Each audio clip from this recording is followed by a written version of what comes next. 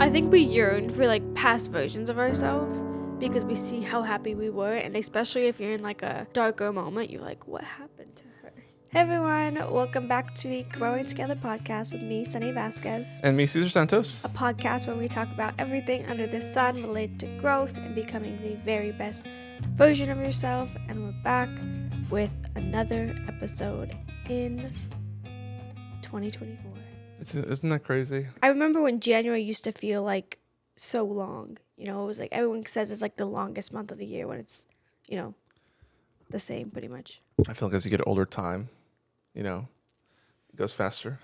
Yeah. I was gonna quote that show Beef. They talked about that. What did he say? He said something about like he was quoting something. George was like, when you get older, time is like shorter because of when you're young, to the point you're gonna die, like time goes faster. I don't know if you remember That's that. like the worst way to explain the Yeah, quote. I don't know the exact quote, but it was. He was saying how basically it goes back to when you're a baby, like you've only been, like time is, the only time you know is, it's so hard to explain, quote, but yeah. It was like, essentially like, for instance, if you're 6 months old, like concept of time is that 6 months. But as you get older, obviously you've experienced more. I'm not sure what that has to do with time going faster. It was well explained in the show. But it definitely, Great show. Beef is definitely a brilliant show. Deserved all the Emmys and stuff it won because it was incredible. Which makes me sad because you were like, oh, I don't know, when you loved the show. What do you mean? Because we were talking about it yesterday, about the Beef. Oh, like, I don't know. No, I just mean I don't know. I'm not like an expert on the Emmys and who deserves the Emmy and like how the rating system works. So I don't know. In my opinion, even the people that rate it aren't experts on what's great. I mean, what's great is subjective. That's the hard thing about all like creative. Well, things. I mean, the people who rate it are people who are in the Academy. So it's like they're. But there's no non-bias. Like it's subjective no matter what. But again, I don't know what the grading system is. But either way, good show. Either way. Another episode. It's been kind of busy. My birthday was last weekend and it snowed here in Nashville more than it has, I think, in the like last 30 years. Something like that. So we had a snow day. We were supposed to go to dinner, but I was scared of driving. And rightfully so, because a lot of people crashed that night. So because it was icy and people don't know how to drive in the snow here. So yeah, but 26, another year, another lap around the sun. And yeah, I've been reflecting on my life recently. Do you ever do that? I feel like we all do. I mean, especially around our birthdays. I feel that around your birthdays when you're like, wow, I'm like another year closer to death. So how As you a joke. feel? No, it's a joke. Some people say that. But yeah, no, I mean, if you just look back on and you're like, wow, it's another year. You're not 25 anymore. You're not a quarter century old anymore. You're a year over that, So I feel like once you hit 30, it's just completely different. Yeah. I mean, you would know. Yeah. You're 30. Yeah. I'm 31 in May, which is insane. There's a whole like Friends episode about turning 30 and how all of them don't want to turn 30. It's kind of like the death of, I want to do that. I want to do a death of my 20s party for my 30th. But yeah, I've been reflecting a lot because I think part of me, and I don't know, I've always felt this to some degree. I don't know why I felt this. Part of me was always scared that I wouldn't make it this far. Not to say that I didn't want to make it this far, but I always had this fear that I wouldn't. Like something would happen. Like, I don't know, I would die tragically. I don't know. You're over here living your life as a movie or something? No, it's just, I don't know. I had this feeling inside of me for the longest time that I was scared that I wouldn't be able to make it to like big moments. So like when I was younger and I was in my teens, I feel like turning 16 is like the first big birthday. You get your license and then you turn 18 and, you're an adult kind of. And I remember feeling like scared that I wouldn't make it to those big moments or 21 and now that I'm 26, obviously I've made it through a lot of big moments, but yeah, I always feel kind of scared that there's a clock And I know, obviously, yeah, like you said, every year, another year closer to death, but not even in that sense, but that I'm just scared that my time will end sooner than I would like. I mean, it's kind of cryptic. I mean, to those listening, or like, what is she talking about? Like, is she gonna go, do something crazy, No, or like, no, I mean, that's no, what it no, sounds no, like. Yeah, it's like, no, what? no, no. Yeah. I'm just saying I Just always making have. sure that you're No.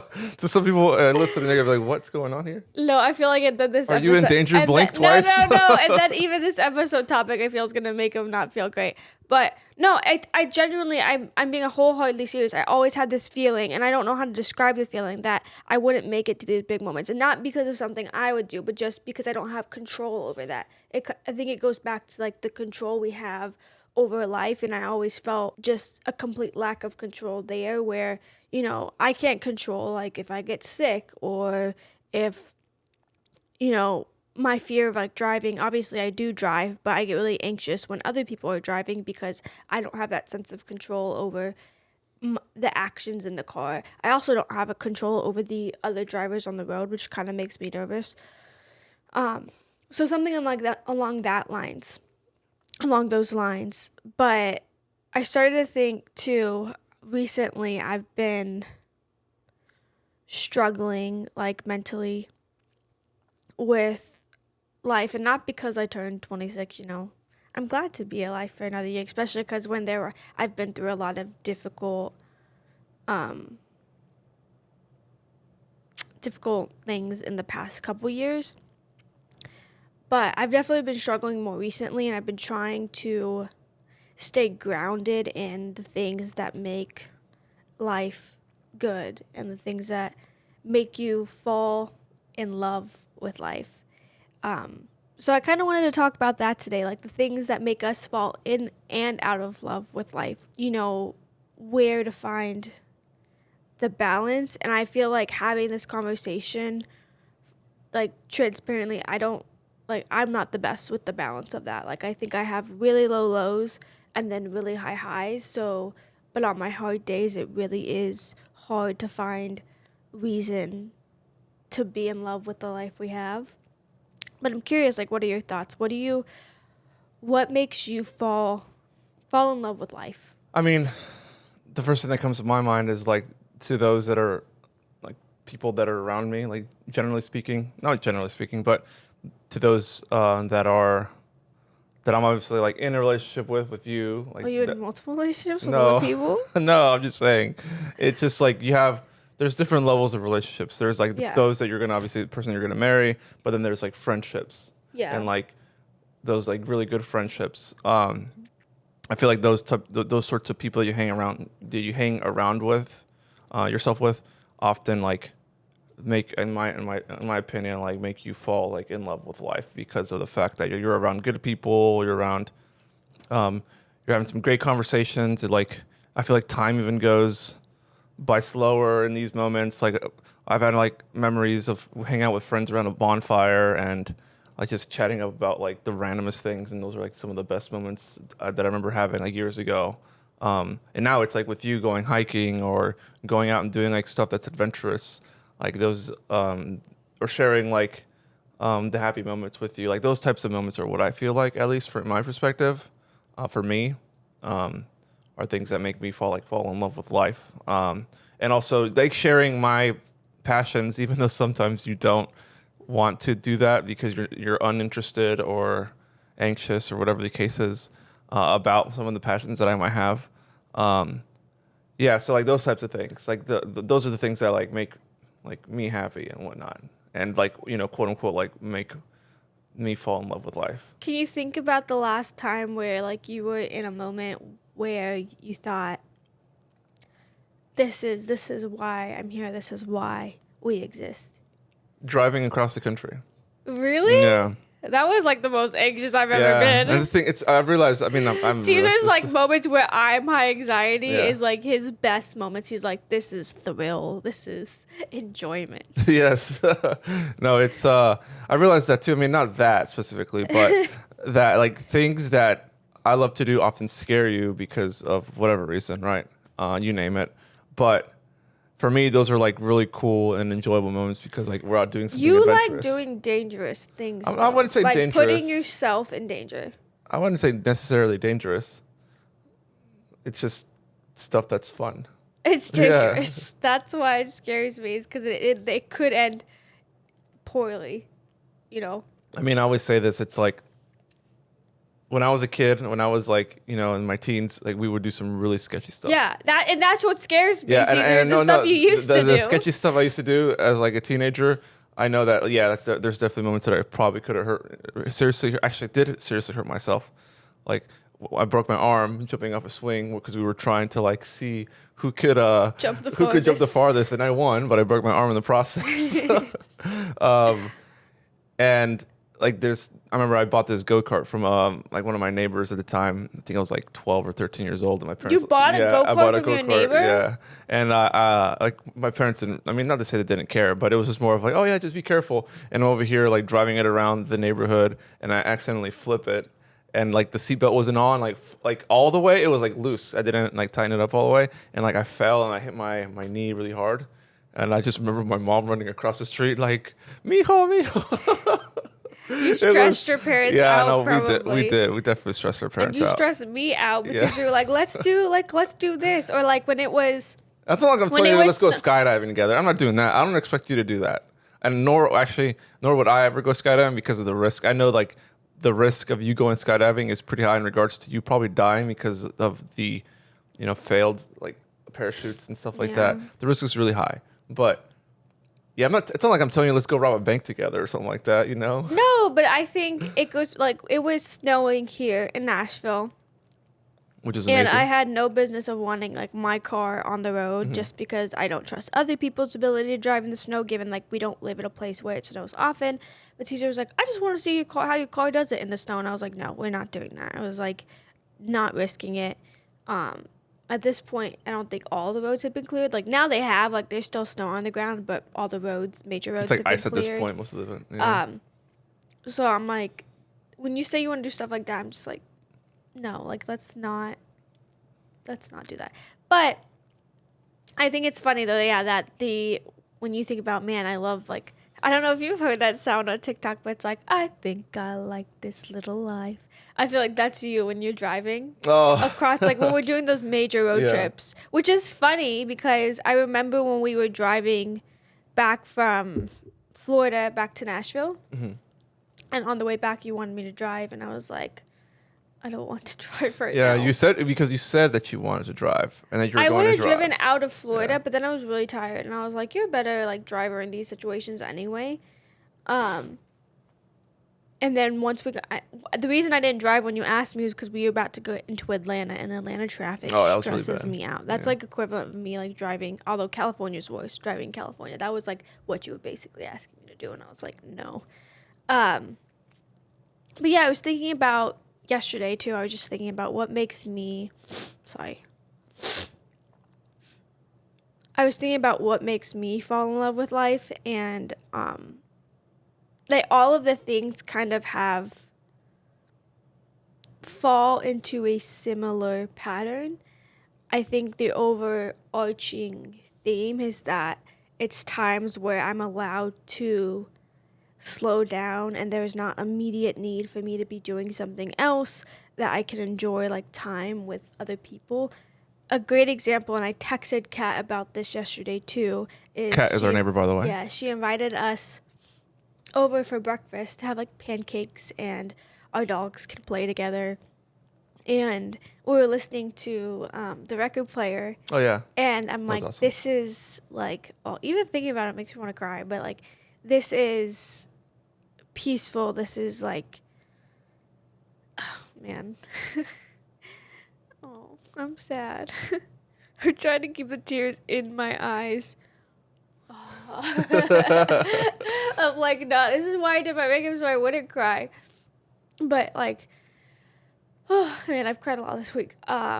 Where you can just enjoy the peace and the presence of those around you, and not have to like worry about anything else, but like truly slowing down. And like, it's stuff that's so simple, like having breakfast with other people, but to me, it's so important. It's like those little moments you share, like they are so small, but they can mean so much when you're going through something. And that's kind of what I told Kat too, is like I've been struggling a lot with anxiety and like feeling like really, really depressed. And at times it's really hard for me to feel like it's going to get better, or that I'm going to feel joy again, or that I'm going to feel happy again. And like, so those little moments, like they don't fix everything, but they're like a nice break from like what I feel inside. Mm-hmm. And so it was like nice to be able to do that and, just hang out with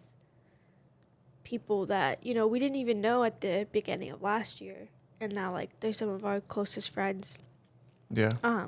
But some other things I wrote too have to do with that, of like, when we like wake up and we make coffee and we're able to like sit there in bed and just like enjoy the coffee together, snuggles with Nash, like our dog. That is so peaceful to me, where again I'm able to drink coffee and just like bring peace to our little dog. I mean, that's also a good one too. I love doing that every morning. Yeah. Like now we got Sunny got this espresso machine. It's like a coffee combo thing, and yeah, like I love like doing that and like learning how to do stuff too. And that stuff like that, like Oz is so cool. Like those sorts of things are like what I think are great. Yeah, and it's so little. Like it's like, but I know like in those moments and even outside of those moments that I'll remember those moments forever. They're going to be ingrained in my memory forever. Some of the moments I think of though are the moment I met you, and then the moment I met my best friends, because I think ultimately the people in your life can change your life.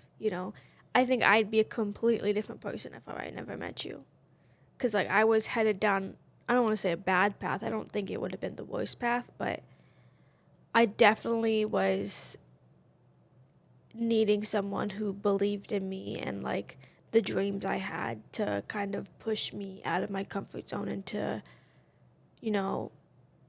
convince myself that I could do something that, I didn't think was possible at the time. Mm-hmm. But then also the moment I met like my best friends in college, those were, I think back to college too, those were some of the best moments of my life. And not because like we were, partying hard, but because I got to meet some people that I think it's the first time I felt like I had a group of people that understood me and loved me no matter what. And it's nice, and I'm still friends with them. I still talk to them, and, I miss those times too with them. But I think of those moments that I had with them too, that really made me think I can keep going. I can keep doing this, Mm-hmm. Are there any other moments that come to your mind? I mean, it's funny because again, I touched on friends and you brought it up too. Yeah, I feel like friends and those like that you've known for even just a short period of time. Like we haven't known our neighbors for long, but it's been great, hanging out with them. I think of like moments when for whatever reason, all the things that I can think of are things that I've either done with someone else or with a group of people. So like I used to, years ago, I've talked about this on a previous podcast. I used to have a little 1990 Mazda Miata. And I ended up finding like a group on Facebook where people hang out like every Sunday. Car groups are crazy, man. Well, car groups, this is what's wild. I'm not going to get too much into this, but car groups back then were not what they are now. Nowadays they're like, at least some of them, maybe not all of them, right? Are pretty crazy. But I ended up like, you create like a bond with those people around you. You end up like hanging out with them. Because you have like a similar interest. Yeah.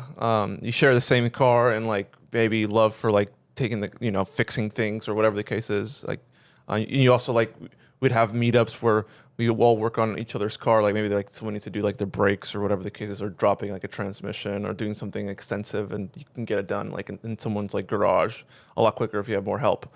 So stuff like that we would do, and it was fun. Like it was like those are the moments that like, oh, this is pretty cool, that like that remind me of what we're talking about here.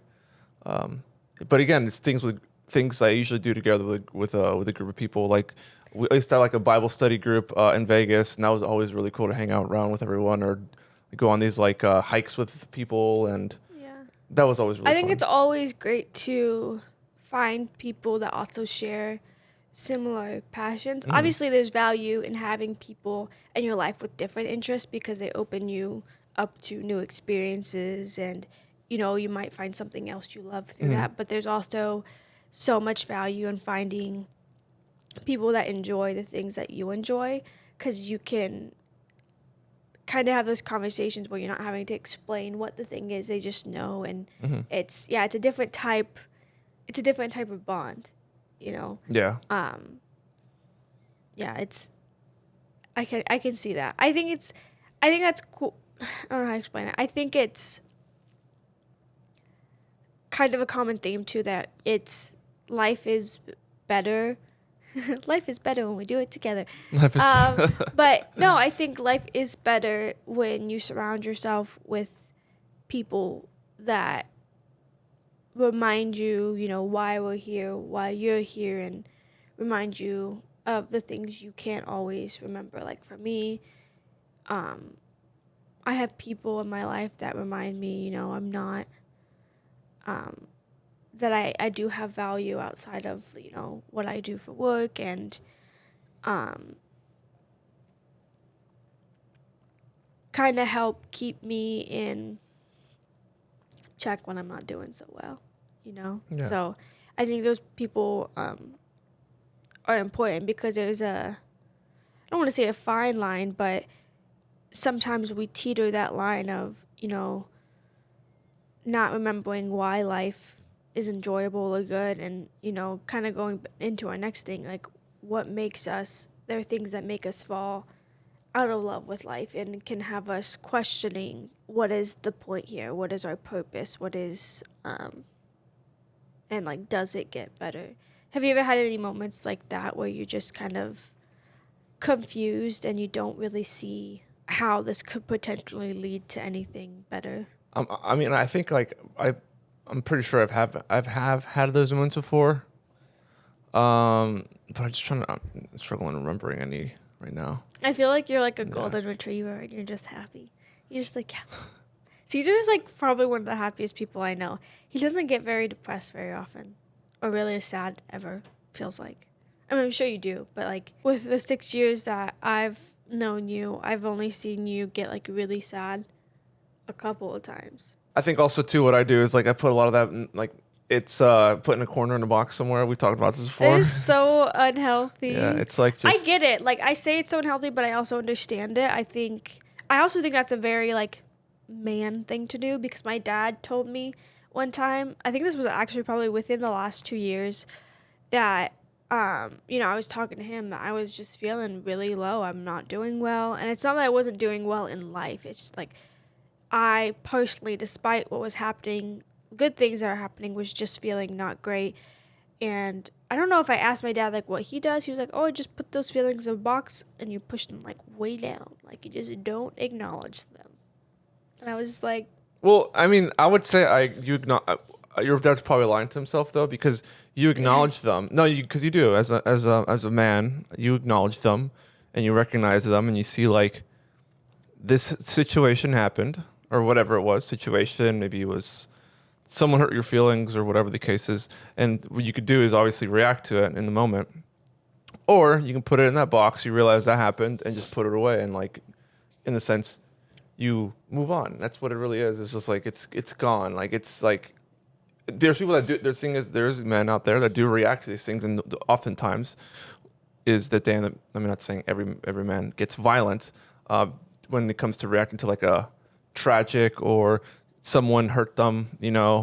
I'll give you a good example. Road rage. Road rage is like talking about beef. The show. Road rage is a good example of like if.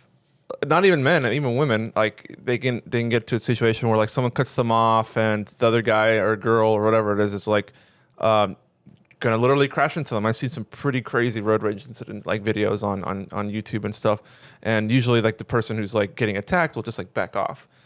There are some people out there that do like, all right, you wanna go at this, let's go, and then they're like crashing into each other, causing an accident. And what you can often do is just like, okay, let me just like defensively drive and like get out of the situation, like drive somewhere else, pull over, take the next exit and just like avoid it. And that's what I do in my mind. It's like, okay, so if I'm in this situation, what can I do to get out of it? Like what exit do I need to take? Or like someone's like confronting me, like, okay, fine, like let's just go back in the car. Like I'm always thinking of these things in my head too.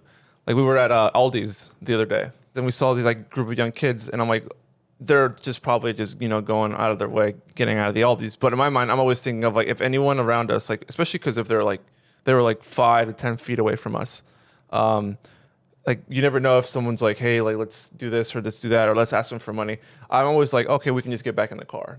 My situational awareness meter is always really high, especially when we go to like someplace new. We've never been to this Aldi's before, or this store before, whatever, right? So I'm always like, all right, if the group of people come to us asking for something, like what do we do? You say, Yeah, you can. you And then the thing supply. is, It's like well, there's not I a mean, bad and then we're situation to be in. no, I'm just saying is like that's where my mind goes, and like I'm always like thinking of those sorts of things.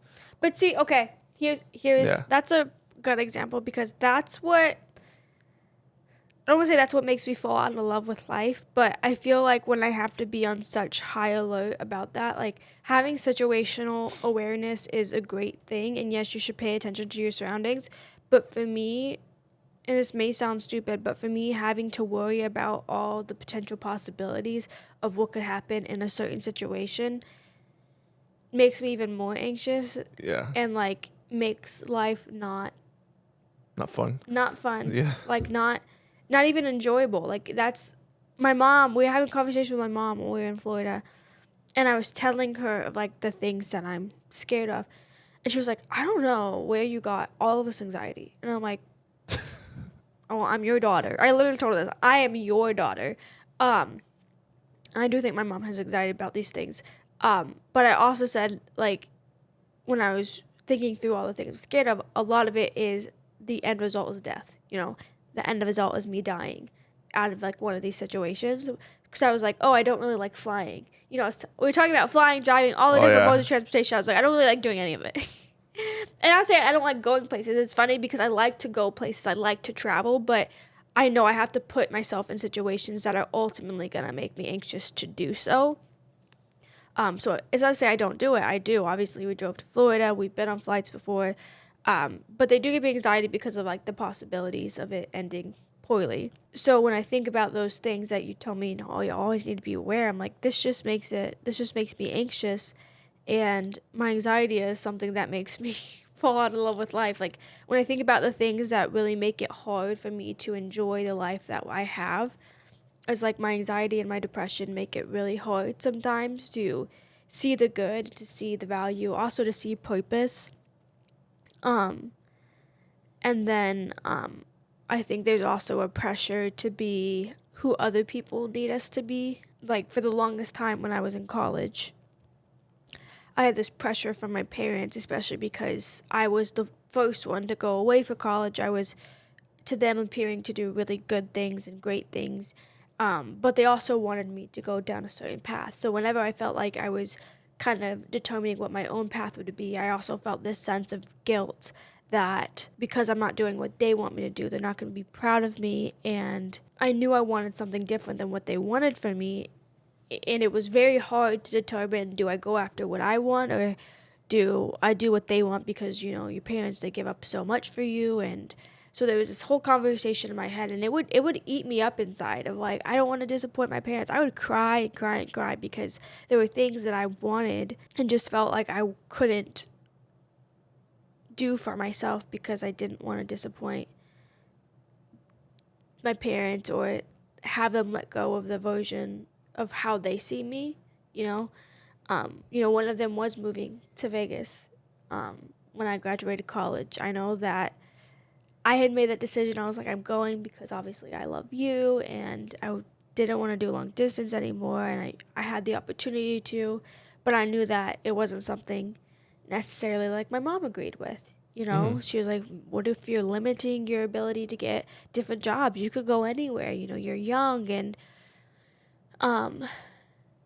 it was such a hard decision because I felt like I didn't have the support of the people that I really wanted the support from. And I feel like those moments too made me feel like I'm never going to feel like I have that support. I'm never going to feel good about the decisions I make for myself because I feel selfish for making them because they're solely focused on doing what I want to do. I do feel oftentimes too, though, like when it comes to like those difficult or tough decisions. I mean, I don't even call them tough or difficult decisions because in your mind it was necessary for you obviously to move to Vegas, right?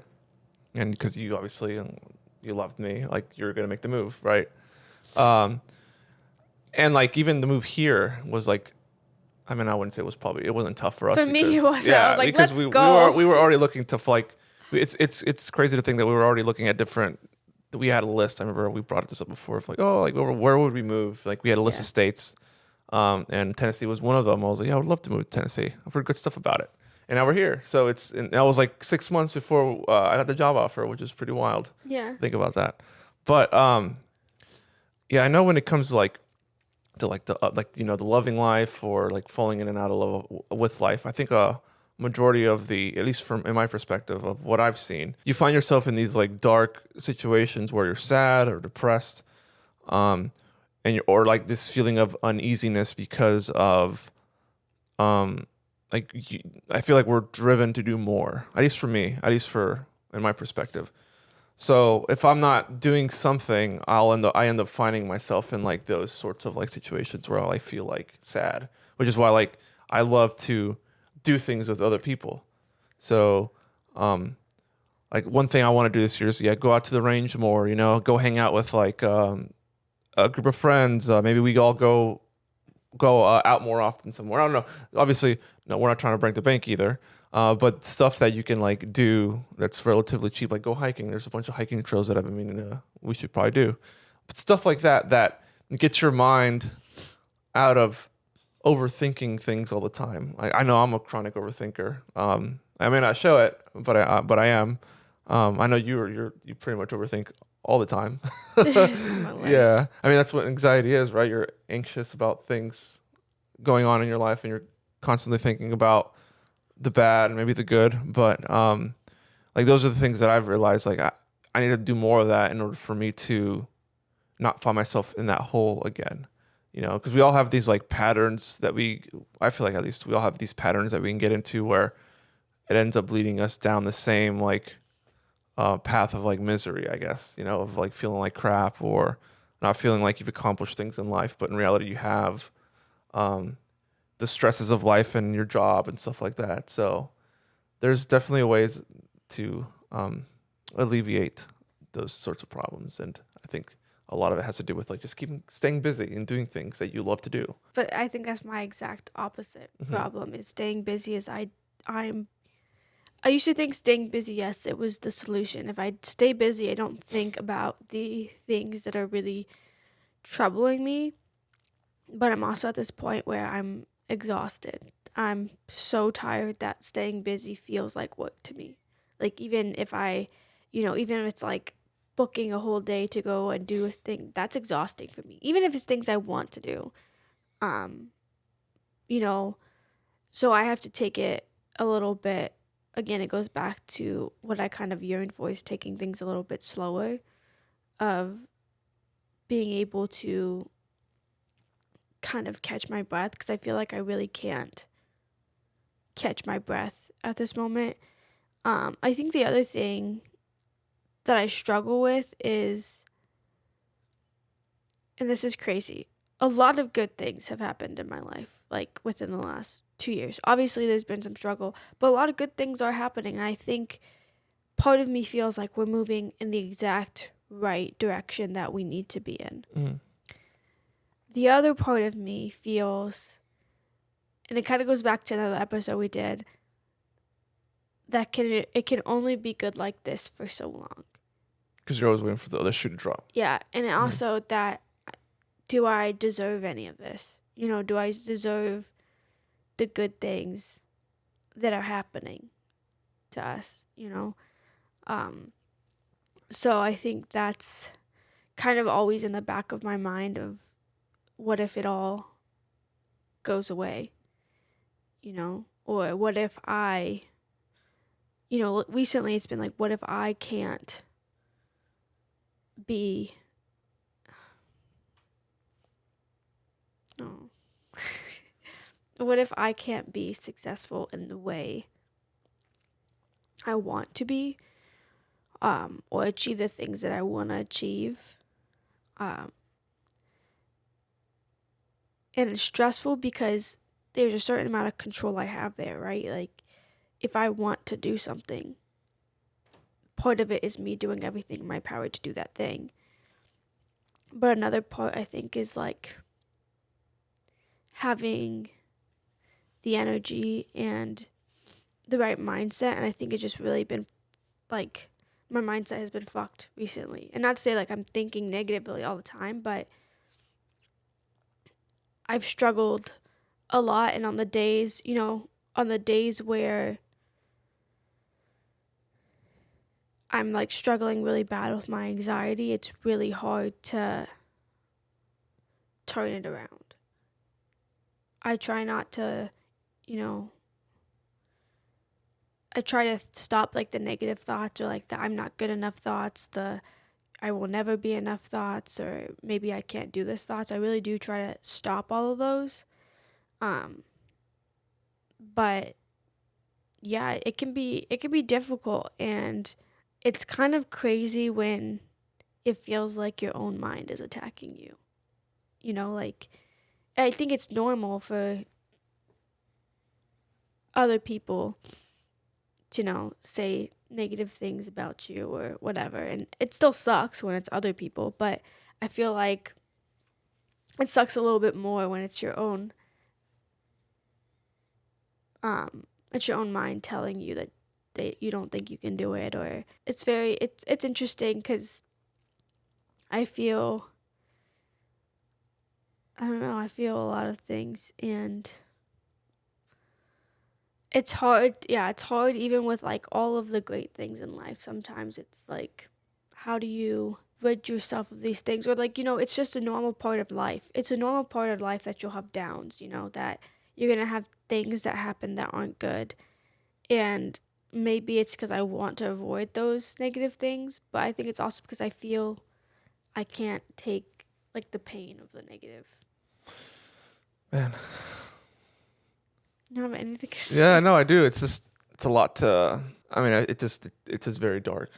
What do you mean? Yeah, I mean, like those. I feel like oftentimes when we're in these situations, or like we're feeling a certain way, at least in my perspective, it's easy just to like dive head first and just like take in all those feelings in a way that you are. That's why it's always been really difficult, especially for me, in like the highs and lows, right? To like assess the situation, right? Like seeing you like feel the way that you're feeling is like, immediately what comes to my mind is like, oh, you shouldn't be feeling this way because like just look at everything around you. So he's just like, oh, what's wrong? No, I mean, yeah. What you said?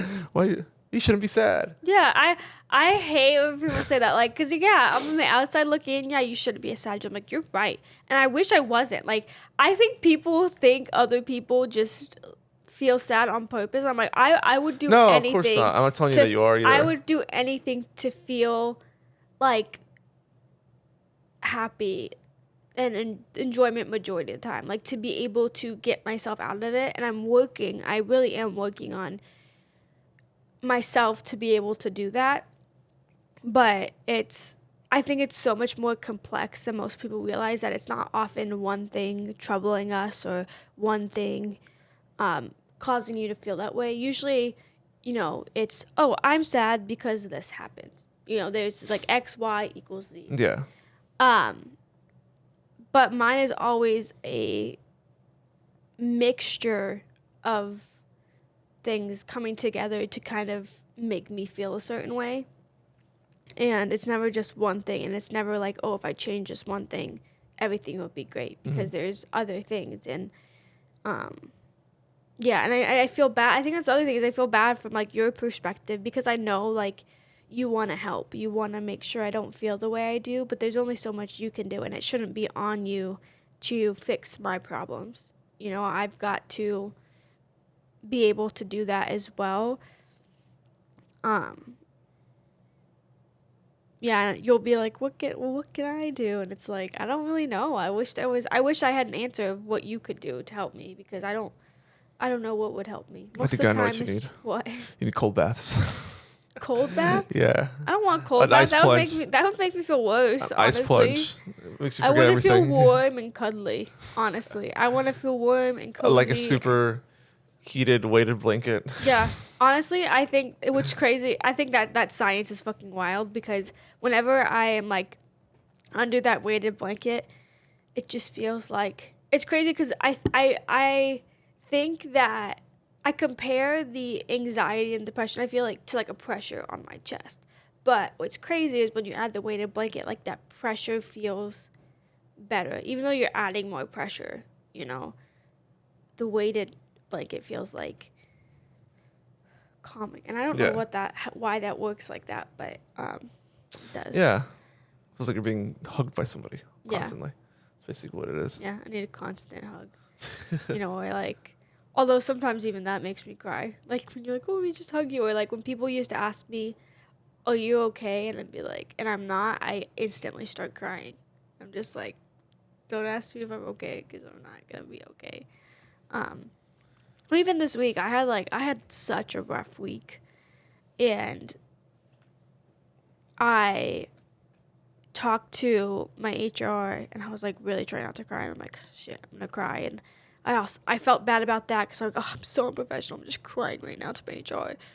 And then I talked to like one of my coworkers too, and I cried, and I was like, shit, Sonny, stop freaking crying.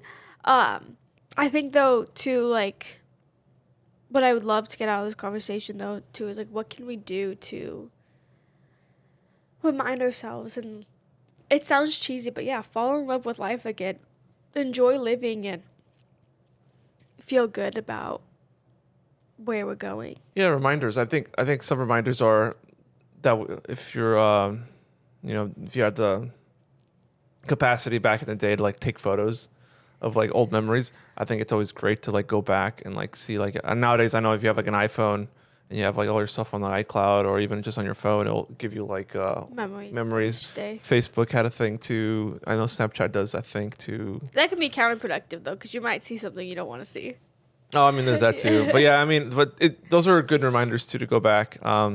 It's funny because I was actually going through my email, one of my old email addresses that I haven't used in like a long time. It's like I use it for spam now. When you go in the store and they say, your email address, oh sure, I'll give you the spam one. That's Bill literally Burr has a skit about that. When I bought toiletries the other day, they asked me for like my phone number. I'm ringing it up. They go, can we have your phone number? No. Well, Siri, we're not going to do anything with it. Really? You're just collecting numbers just for the of it, you idiot? He's like, they always ask for your information, like your phone number, and they're like, and you say no, and they're like, I don't know what to do. Like, dude, I gotta put something in. Like, you gotta give me something. He goes, just put 1, 2, 3, 4, 5, 6, 7. That's actually not a bad idea. Yeah. Area code 1, 2, 3, and then the number. That's actually not a bad idea. Yeah, it's funny. I mean, not to get sidetracked here, but I remember you went to Sephora. Yeah, it was Sephora, right? Oh no, that was in American Eagle. American Eagle. They instantly asked me for my information. Didn't even tell me why. They were like, "Oh, what's your phone number?" And she was like, "Your name?" And I was like, "Sunny." And she was like, "That's it." I'm like, I mean, that's my name. And she was like, I was like, oh, are you like, for the reward? She was like, yeah. I was like, oh, I already have one. You don't need to sign me up. I was like, for one, that should have been the first question. Well, it's very deceptive of her to do that because it was a way for people to give the information if they haven't been a part of the program. So it's like they sign you up. If you put my dad in that situation where you're asking for that information, he's gonna be like, why?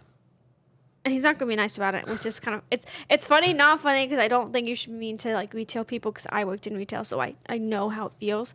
But you should be open and honest about what you're asking them, the reason you're asking them for, because some people don't want to give their information. I wasn't like upset about it because I already have the rewards program there, but it was definitely like out of the blue. But either way, back to the conversation. I bring that up because you're looking through your email. Oh yeah, I bring that up because I was looking through my email, and I was just going through like all these like spam. I was just clearing everything out, and then I went through I found like a bunch of old emails from I had my friends email me photos from like God knows when, and I was like, oh, I forgot about these photos, and it was just like photos of us like hanging out and stuff, and I was like, oh, it's cool. So it's cool to go back and like your archive, if you have one on your computer and you have old photos of maybe you backed your phone up on your computer. I do that often because I don't trust Apple iCloud. I think it's so expensive Yeah, too. and By you the way, lost all your stuff because you didn't back up your phone. wait, what did I lose all my stuff? You lost all your stuff when you upgraded your phone because you didn't back it up.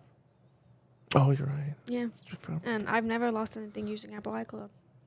Yeah, they just gotta Google Drive.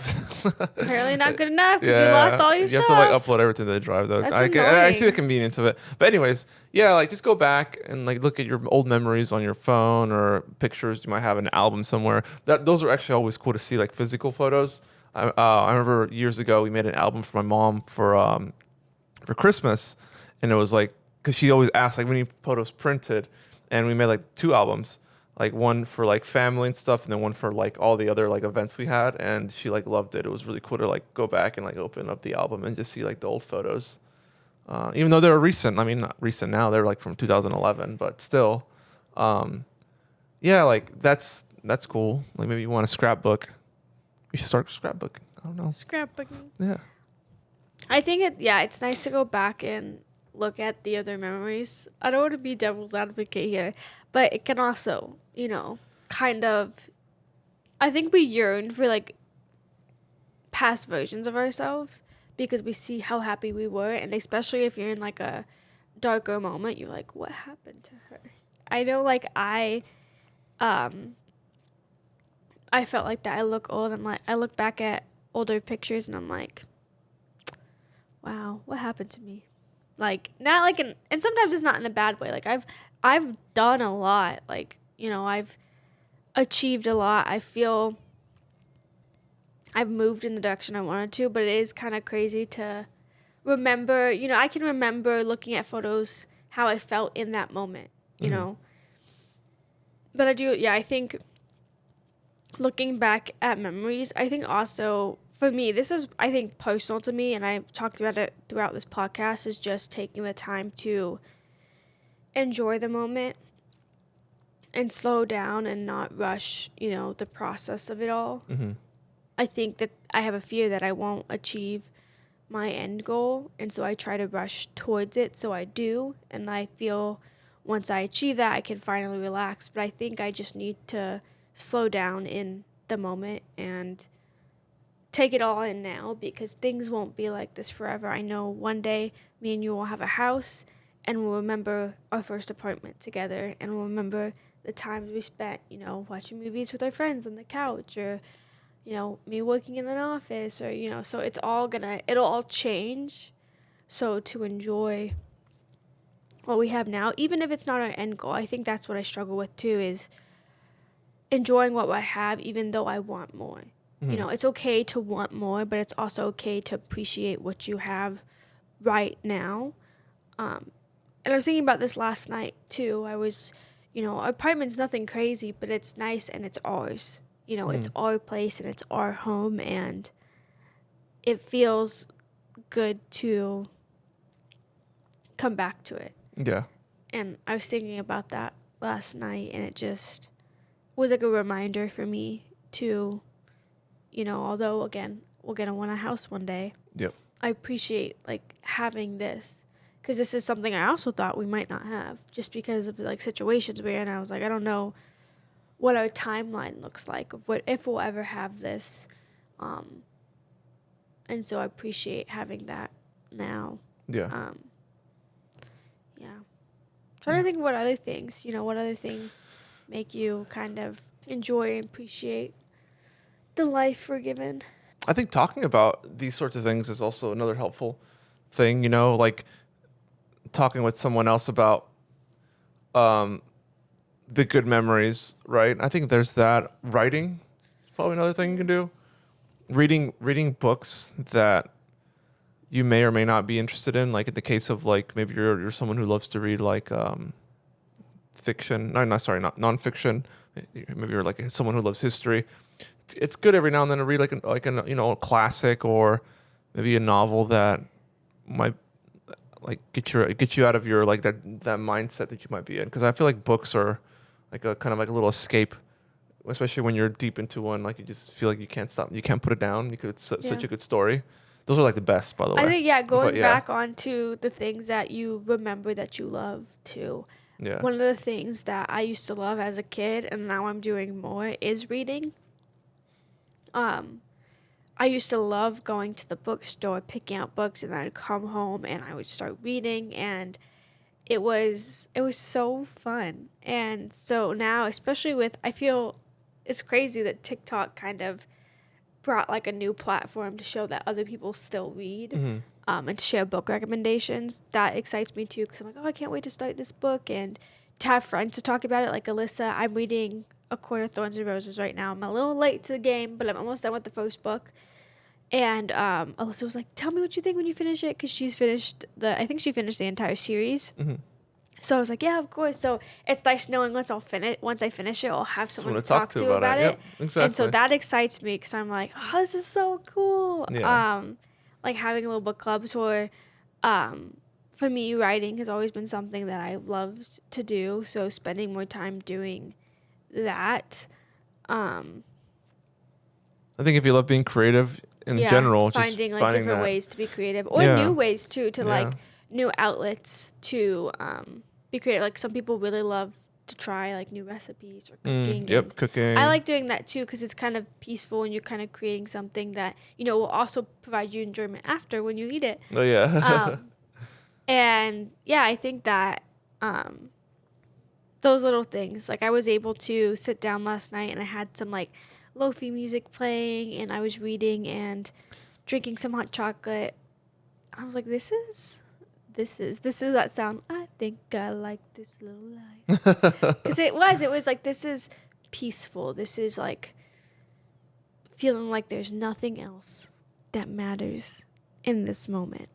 And for me, it's like, I struggle to get there because I'm always going a million miles a minute of, I need to do this, I need to do this. Even when it comes to like things outside of work, I'm like, oh, I need to do laundry, I need to clean, I need to vacuum, I need to do this, I need to cook dinner at this time, so I need to finish by this time. And I'm like, I need to go to bed by this time, and if I'm too late, I'm not going to get enough sleep. And so I'm already thinking about all of these things. And so sometimes that's why it makes it hard for me to slow down, because I'm thinking about everything that needs to be done, not just within today, but tomorrow, the next day, the next day, the next day. And I'm thinking about the next moment I'll have to feel this peace. Why do you think like that? I mean, I feel like I've already mentioned what I talked about earlier. But you don't have like anything else, like, Yeah, you know. Yeah, like going out and doing activities, I think, is another one. Can you be less vague? Like what would you do? Like, if you were like in a slump, what would you do? I would go out personally. I mean, if like, I would go out and drive somewhere cool that I haven't been to. I used to do that a lot, actually. I used to just gas prices, but yeah, no, I would just like get in the car and like, you know what, I'm gonna go out to like Valley of Fire and drive through I've never been through that canyon road, or go through like back when Vegas, drive to Red Rock and drive through like the loop. It's so cool. Yeah. Mount Charleston, love doing that too. I love Mount Charleston. And back, yeah, gas is so cheap. Go to the range with some friends, or go by myself. It's stuff like that. Yeah, like it was just things that I personally like to do that I wouldn't do often. It's not like I went to like drive all the time, right? It was just like when I felt like in that slump, you know, it was just nice. Like those sorts of things. I love like doing things like out, like, you know, whether it's like running and getting in a physical activity. That's another thing too, you know. You know what's kind of funny is I do like running, and I haven't run in a minute. I need to start running again, but I don't do. It's not to say I don't like running. I do like running, but I don't think it makes me feel better. I don't think it makes me feel good. Like, I feel good because I did it. Like, after I can look at and be like, measure success in some sort of way. Like, I did this far at this pace. Like, there's like tangible things you can tie that to. But I don't think it makes me feel good. Like, I don't think it makes me feel better. Like, I would never be like, I'm sad, let me go for a run. And I know people do. I'm like, man, that's cool that that's like something that makes you feel better. If that was my case, I'd be running it literally all the time. I'd be running nonstop because I'm sad all the time. I feel like for you, because of like what I've seen as of late since we moved here, I feel like what you need is like a women's group. No, I'm talking about that gives me the ick. That does. No, I don't hold by on. women. The thing is, what's interesting is that you love to hang out with like our neighbor. Yeah. All right, but like if there was I don't know. I just feel like if there was more of that, you would actually like you guys. For example, you kind of do have a group, but it's all like people that live far away from you. Yeah. You have Alyssa. You got a cat that lives here. I love how you just mentioned women as if I'm only friends with women because No. I don't like that. Oh, okay. Well, I'm sorry for giving you the hick. No, and I just want to say I'm a girl's girl, but I'm saying I also like, I say that it gives me the ick because also I think that it kind of makes me feel like what fixes my problem is hanging out with other women and not just other people in general. I mean, it can be both. Yeah, exactly. Yeah. So it doesn't need to be a women's group. Is all It can be I'm a group saying. of people that you like to hang out with, but again, you do not to say you hang out with people over the internet. You converse with people over text or whatever the case is, but I think it's hard to find that too, though. because you had that in college. That's why it immediately comes to my in mind. college, and in college I had like Laura, Spencer, Roman. Yeah, and I think the other thing that was different in college was we all had like some of similar problems. If we were working at the same job, we all worked together. Yeah, it was a group because so you like we have could relate commonality. to each Yep. other's like troubles, especially if we wanted to complain about work and just like shoot the shit. And it was nice. Yeah, it was definitely nice to have them in close proximity. I still talk to all of my friends of like, it's a little bit harder obviously to get together because we all live in different states now and have different jobs. And I do want that here too, of finding more people to hang out with. I think when you move to a different state though, it is hard, especially as an adult, because I work remotely. It's like, where do I meet new people outside of our apartment complex? Like that's how we met Kat and Elijah, was inside of our apartment complex. So I don't know, am I supposed to start approaching people in grocery stores? No, or like, I mean, we really got to go out and do things. And the other thing is, you know, I think I have a fear of rejection, really, of like me going out and asking someone to be my friend. I'm like, what if they don't want to be my friend? What if they just think I'm weird for even asking, you know? So I have that kind of like social anxiety too, of like, are they judging me right now, you know? I mean, here as you get older, your friend groups like end up becoming like from like, let's say you had 10 or 20 friends when you're younger down to like a core group of like 5 or 6, you know, to those that you really hang around with all the time. And you won't know until you actually try, and yeah, you really won't know until you actually try and put yourself out there. So. I mean, how do you suppose I do that? I don't know. I really don't know. I know there's like apps people use. I think there's an app that somebody recommended to you. Oh, Bumble BFF. Yeah, there's that. Yeah, it's funny because I saw a story the other day with this girl. I was like, yeah, I was on Bumble BF because she wanted to find friends. And like, I guess this girl thought they were on like an actual date. Like, and she was like, oh, like, I thought we were like. That's so I thought funny. this was friends. Like, that would happen to me. Also, I have a fear because I watch so much true crime. Like, what if I meet up with a serial killer? Like, Or someone who's just trying to convince you, like, hey, let's like someone who's like staging to be like a person. Yeah, that's pretty sketch. yeah. That's how you meet in public places, like at a library. I don't know, where there's a bunch of people. That's true. Yeah, like But they could follow me to my car. a coffee spot. Yeah, they could put I mean, if you really want to get crazy, yeah, they can put like a little tracker yeah, on there's your so car. many things. There's so many things that go wrong. Yeah. I do think I would try that too, like just to see if like there's girls like that want to be my friend. I think there's a lot of people that would love to be your friend. You just gotta put yourself out there, Sonny. I'm just like, I'm also that person that like, we talked about it last week. I feel like a fraud. So I started thinking like, oh, if people really knew me, like they wouldn't like me. And I'd say I have like these weird convoluted thoughts, but like I feel like damaged goods. But yeah, I definitely need to put myself out there. I do think having more people to talk to, but I also, we can like end on this. I saw this thing on TikTok about being the friend, I don't know what they call it, like the trauma dump friend, where you're always trauma dumping on your other friends, and what a burden that is for your friends. I never want to be that person for my friends either, of like, I'm just talking about my problems, and like, so then it makes me not want to talk about what I'm going through with anyone, because I'm like, I don't want to be that, like, what if they're going through something? I don't want to be that burden on them. And like the conversation about it on TikTok was like, I get it, because yeah, like as friends you should create space for your other friends, but it can also be exhausting if you're always like the one trying to help fix their problems, you know? There are people like that. I mean, that will try to like, sometimes, I know, especially when I'm talking to you, sometimes you just want to talk about how you're feeling. You're not necessarily looking for A advice. solution, yeah. Yeah, solution. I learned that from after many conversations I've had with you. And yeah, I mean, and oftentimes and I think that's actually completely healthy because oftentimes you just want to be listened to and you're not actually looking for a solution. I actually learned that from someone recently. It's funny. Well, it's not to say you don't want a solution, but you don't want the other person to provide that solution because they're not Yeah. like it to me it'd be dumb of me to ask you like what should I do with this because like you don't like I can explain it to you, but at the end of the day I know what I'm feeling the best. Like I know what I need. So But yeah, I think there's it'd be, people out you there want to that- feel heard. You Yeah. want to feel like people. I think overall, just not just heard, but understood. Mm-hmm. I think that's what I've wanted for a long time is to feel like people understand me. That especially in, like my dark moments, I think people understand me when things are going well, but I don't think they can do a good job of understanding like when things aren't going well and like. We all just want to be understood and seen and loved despite, some of the things that we go through. Yeah, sometimes I just need you to listen and, feel like you're going to show up for me even when I can't show up for myself, Mm-hmm. So, yeah, it's crazy.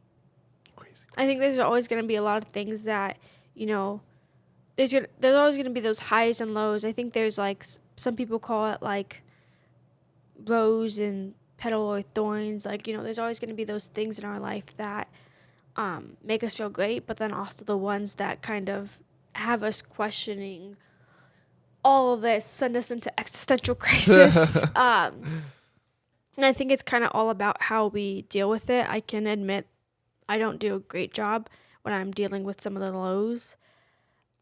Still trying to find that balance and find, those little things that I can hold on to in those moments, and those little things I can tell myself and the people that I can surround myself with when I'm having that hard time. But it's a work in progress, Yeah. I don't think I'm not perfect at it. Caesar might have it nailed down. I mean, I don't think I do. I think that I have solutions to like these things for myself that may or may not work for everyone else. Yeah. Again, not every like thing that works for someone's going to work for someone else. Yeah. It might help them find out a solution for that problem they're having, but it's not going to be like the end all be all solution to like, Yeah. hey, like, read this book and your life's going to change. It's like, Yeah. no, you might be able to apply some of the lessons from it. It's going to help you out, but get you in the right direction. Ultimately, there's things that like about yourself that other people don't that you need to like factor into the equation. Yeah. We know ourselves the best. I mean, I think we know ourselves to the extent that that we've learned from our own mistakes and experiences, but I do think it's beneficial for people, ourselves, to have people tell us how they feel about us, which is why like therapy is a thing. You go and talk to a therapist, you vent to them. I mean, you probably don't vent to them, but they ask you certain questions to then they understand how you're feeling, why you're feeling a certain thing, and then they can give you the proper, like a good therapist would give you the proper like guidance on like overcoming it. Like, if it's work related, if it's like, Or really coming to the root of the problem. I think sometimes Yeah. we identify like, oh, I'm just like upset about this. It's like, okay, but why are you but upset why about that? exactly? And it opens up of like, okay, what's actually troubling you? Yeah, I think Yeah. talking to someone to find out like what's really, for them to ask those questions of like what's really going on and what's the root of what you're feeling. Because I think sometimes we just get to the surface level of I'm just feeling like this because this thing happened. yeah. But why would this thing, I think that's the other thing, why would Yeah. this one tiny thing set you off? And it's never that one tiny thing. It's always like, well, this one tiny thing like ignited this spark because I was feeling this way already. And why was I feeling this way? Like those Yeah. are the questions you have to answer, which often, it's best done with a professional to kind of guide you through that. And oftentimes, we use our friends or close relatives as therapists, which Yeah. isn't always the best idea. But yeah. I mean, if you can't afford therapy, Yeah. therapy's still expensive. It's still not super accessible with the amount of people dealing with mental health problems. It's still not widely accessible. And I don't think I don't want to throw a shade because I've never used it, but I also feel like there's going to be a documentary one day about this, like BetterHelp and Headspace. Like, I want to talk to, like, I want to talk and create a relationship with, like, an actual therapist. Not to say that they're not actual therapists, but, like, someone, like, it's not guaranteed that you'll talk to the same person every time with those therapist programs. I know that they're made to try to make it more accessible, but therapy is, like, usually a long-term solution. It's not like I go to one therapy session and I'm cured. It's something that you consistently work on yourself, which also requires you to build a relationship with someone. Like the first time you go to your therapist, I imagine most people don't feel like I would trust her telling her everything. You probably won't be as honest the first time. You'll probably want to hide parts of yourself. But as you build that relationship with someone, you're like, oh, I can trust you to tell you that. It's kind of me and Kat were talking about it the other day, that we've have it developed, like, as we get to know each other more, we tell each other more things. We get, like, more personal with things because we trust that, we trust each other. Mm-hmm. And it's a different level of trust that we had, like, in the beginning of our friendship. And not to say I didn't trust her, but, you just build trust over time. You kind of ease into things. And that's kind of how I envision, like, therapy is. Yeah. But, yeah, I think there's a lot of things that there's always going to be those times where we kind of feel, I don't know, life is against us, the universe is against us, or, what is this all for? What is all this pain for? What is all this, trouble for? But just heard like a ringing in my ear. Do you hear that? No.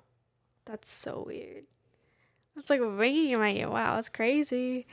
They say that. I mean, someone's talking about you. Oh God, really? That was like I've never heard that. That's like an old wives' tale. Wives' tale. It's like, oh, if your ears ringing, I mean, someone's talking about you or something like that. But yeah, I think that we I'm not perfect. I'm like full transparency, full vulnerability. Like I'm working through this. I don't feel. There are days where I just can't seem to figure out why, like, this life is, I don't know, worth it, or but we work through that and we try to figure out we try to hold on to those things that will bring us peace and love and support. I think support is a huge thing, and I think that's one thing that Caesar, you've always provided me, was even when I'm feeling this way, me and Caesar will take a walk and I'll tell him, like, look, I just need you to listen to how I'm feeling. I need to say it out loud so I can kind of get it off my chest. Like, oh, I'm feeling this way. I don't know why I'm feeling this way, and we'll just talk and listen. And even that, although there's maybe no solution at the end of it, it feels better because I got it out. And we move on and we move forward. And for me, it's taking one day at a time.